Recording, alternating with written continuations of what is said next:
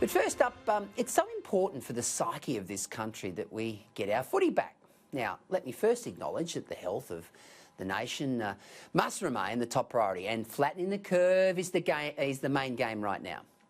Australians have responded magnificently to self-isolation and lockdown restrictions, mostly staying home to ensure there is no escalation or spike in the coronavirus numbers. Certainly when you look at the numbers and the deaths in places like New York, Italy and Spain, it's obvious we have done extraordinarily well thus far.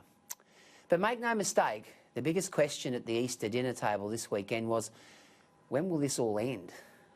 When will we get back to a semblance of normality?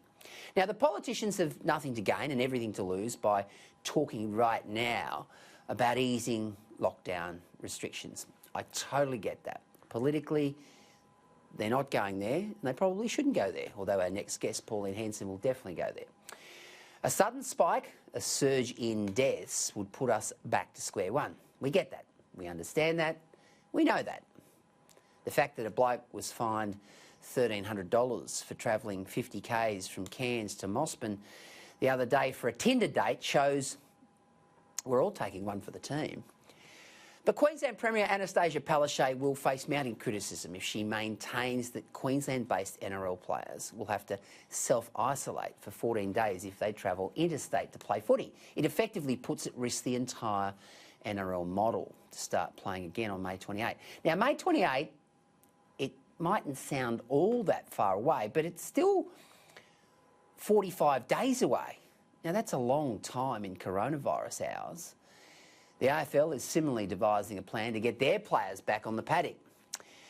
Now, we wouldn't be having this debate if our figures were worse. But the reality is we've all suffered pain for this gain and we need some respite. I mean, even prisoners get rewarded for good behaviour. Millions of Aussies have lost their jobs or had salaries cut to keep businesses afloat. Now, we need some sunshine in our lives, and bringing the footy back's pretty important. Keeping the games alive during this time of enormous financial burden on the NRL and the AFL is also important. By June, we should be given a clear and concise exit strategy by our political leaders. We should be just about over the fiscal bridge that the Prime Minister talks about. The time's come for an open mind on slightly easing restrictions. We'll be talking to Andrew Laming very shortly. He's suggesting that we should look at trials, certainly in the next few weeks. By May 28, we need to have some certainty.